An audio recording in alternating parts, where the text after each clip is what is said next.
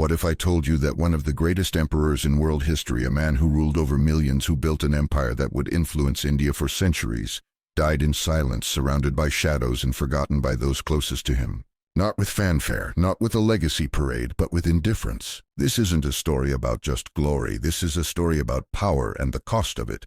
This is the story of Akbar the Great, the warrior king, the reformer, the unifier, and the haunting emptiness of his final hours. But how did this happen?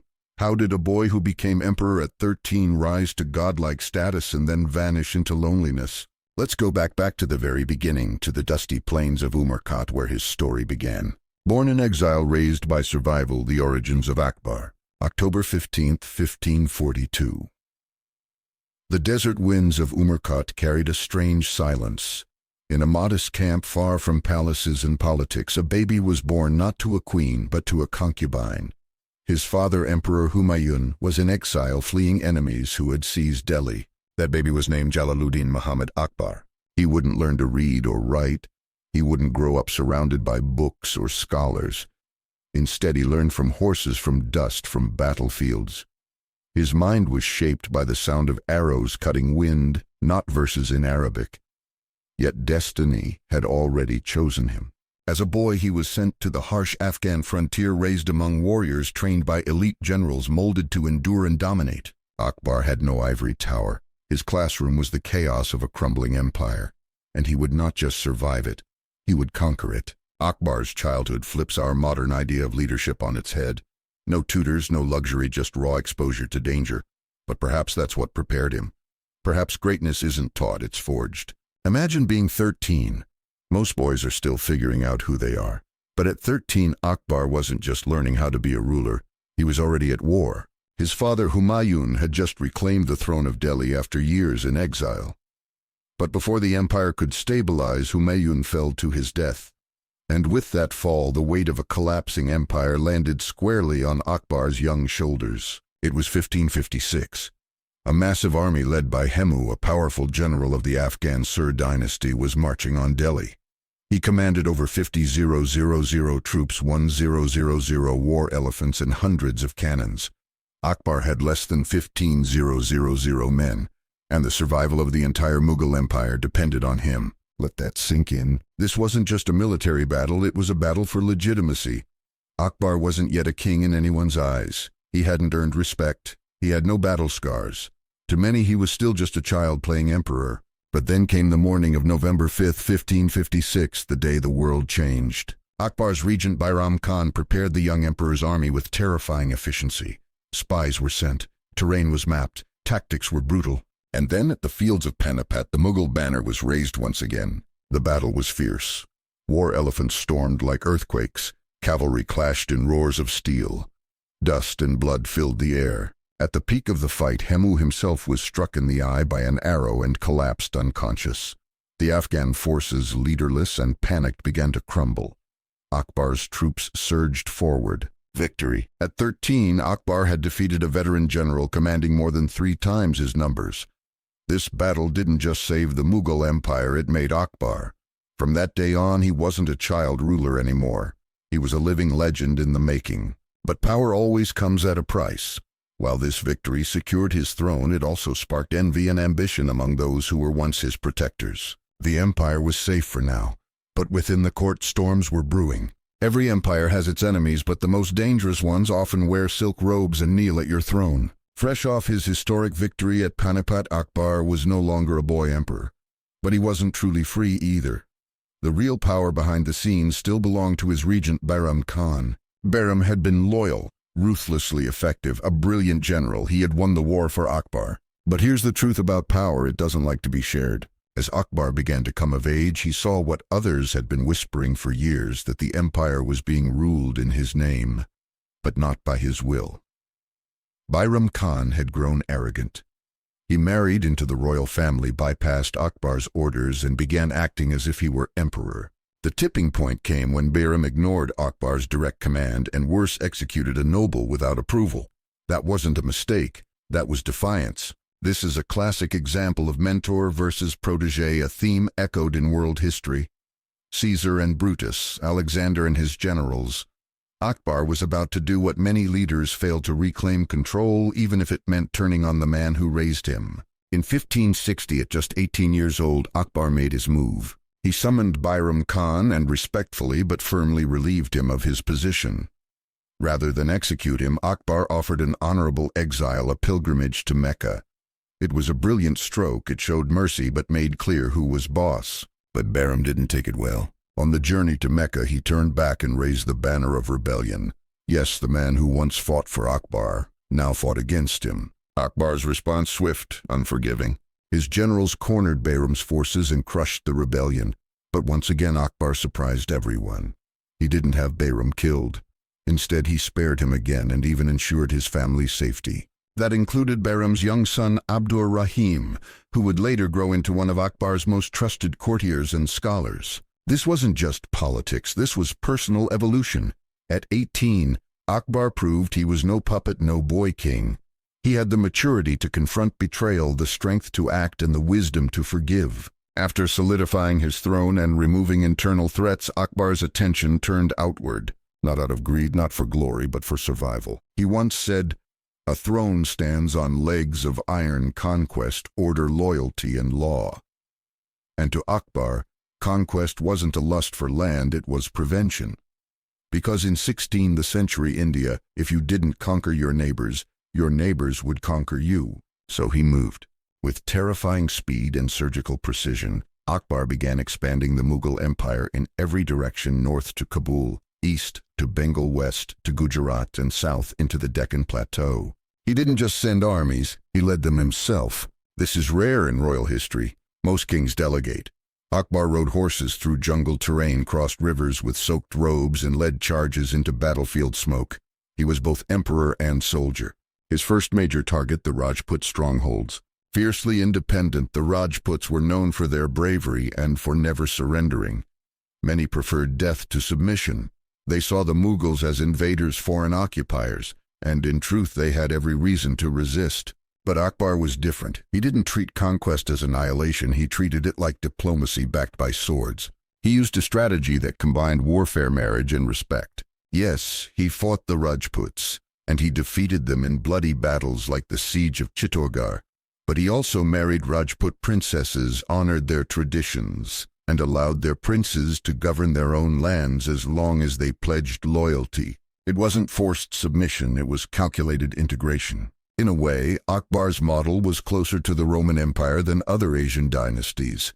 He brought local rulers into the Mughal system, creating a federated imperial model centuries ahead of its time. Then came the Gujarat campaign, a coastal prize rich in trade spices and salt. Akbar took it in 1573. From there, he set his sights on Bengal, annexed it by 1576. In the north, he reclaimed Kashmir in 1586. In the west, he marched into Kabul, the very land where his grandfather Babur had once ruled. And finally, he turned south into the Deccan Plateau, swallowing the territories of modern-day Madhya Pradesh and Maharashtra. By 1601, the Mughal Empire stretched across the heart of India, a web of fortified cities, river trade routes, and cultural capitals. Akbar's conquests weren't just about war, they were about unification.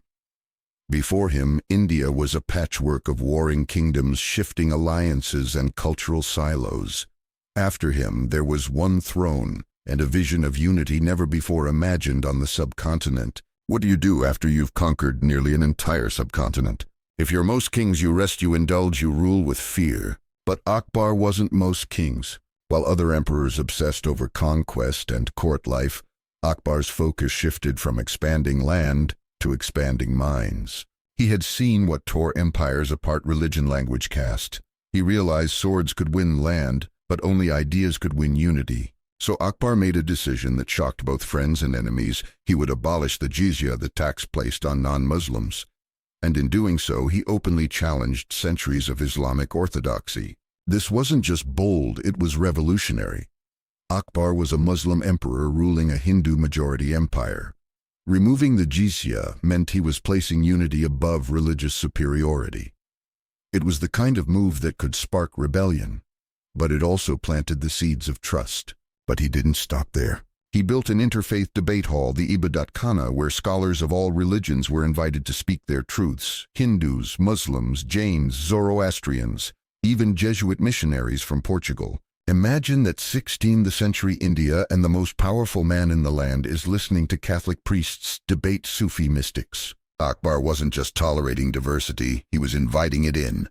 He asked questions, he challenged dogma, he wasn't afraid to disagree with his own imams.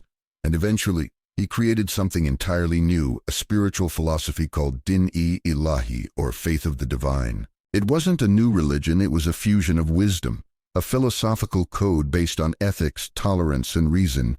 Din-e-Ilahi had no holy book, no prophet, no war. It had only one purpose: to bring people together. Akbar also revolutionized governance. He created a merit-based bureaucracy promoting Hindus to high-ranking positions not for politics but for talent. He reformed land taxes to be fairer to peasants. He banned child marriage and discouraged sati, the burning of widows. He welcomed artists, scientists, and poets into his court from across Asia. This wasn't just administration. This was enlightenment 300 years before the term became fashionable in Europe.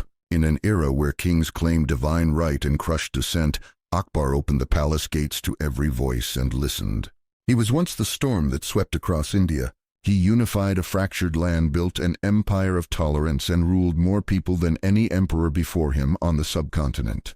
But even giants cast long shadows. In his final years, Akbar the philosopher, the reformer, the warrior king, found himself surrounded not by praise, but by silence. This is the tragic paradox of greatness. The more power you wield, the lonelier the summit becomes. And Akbar, who had always sought understanding, found himself increasingly misunderstood. His court changed. The lively debates of the Ibadat Khana became quiet. The men he once trusted grew old, passed away, or turned against him. Worse still, his own son Salim rebelled. Frustrated by Akbar's idealism and reformist policies, Prince Salim saw himself as a stronger, more practical ruler. He craved power before Akbar was ready to give it. In 1601, Salim declared himself emperor, while his father was still alive. Imagine that, the son of the greatest emperor in Indian history, attempting a coup against his own father. But Akbar did not rage, he did not retaliate. Instead, he waited. This was perhaps Akbar's greatest show of strength, patience. Not vengeance, not paranoia. He let Salim burn with his own ambition, until the prince realized the weight of the crown wasn't something you could seize. It had to be earned. By the time Salim returned in submission, Akbar was already weakening. The man who had crossed rivers on horseback and survived battlefield wounds now rarely left his palace. He sat for hours alone, surrounded by old scrolls, faded portraits, and memories of victories that no longer excited him. He saw his ideals of interfaith unity, meritocracy, and equality begin to fade. The empire was still vast, still feared, but its spirit, its vision, that was dying with him. On October 27, 1605, after weeks of illness, Akbar the Great passed away. There were no mass celebrations, no great parades, just the whisper of a desert wind through Fatehpur Sikri and Agra's sandstone walls. The emperor, who had built bridges between peoples who had fought with both steel and wisdom, was now a name in history and little more to those around him. But to us, centuries later, he is so much more. History remembers conquerors. It remembers tyrants. It remembers names written in blood. But Akbar the Great is different. He is remembered not just for what he took, but for what he gave. In a world fractured by religion, caste, tribe, and class, he offered a new idea: that unity is possible without uniformity, that an emperor need not be feared to be respected. While other rulers enforced dogma, Akbar dismantled it. While other emperors saw dissent as rebellion, he saw it as conversation. He didn't just build walls, he built bridges. He didn't just conquer, he connected. Today, the foundations of India's modern secular democracy, religious freedom, cultural pluralism, meritocracy, all echo from Akbar's vision. His land reforms laid the groundwork for tax systems still studied today. His religious tolerance predated Europe's Enlightenment by centuries. His patronage of the arts gave birth to some of the greatest literature, painting, and architecture of the Mughal era. And most of all, he changed the very definition of power. Akbar ruled not by birthright alone, but by legitimacy earned through wisdom. He ruled not through fear, but through respect even from his enemies. It's why Rajputs, who once fought, why Hindu nobles served in his Muslim court, why even Jesuits from faraway lands traveled to debate in his palace and left with admiration. Even his critics agree Akbar saw further. He understood that the greatest empires aren't built on gold or steel, they are built on ideas and inclusion. And so centuries later, when the world looks back at emperors, tyrants, and kings, Akbar doesn't stand in their ranks. He stands above them. Empires fall, fortresses crumble, names fade, but vision survives. And Akbar's vision still flickers in India's constitution, in the balance of tolerance and strength, and in every attempt to unite without erasing difference. That is why he is still called Akbar the Great. Not just for what he did, but for who he dared to become.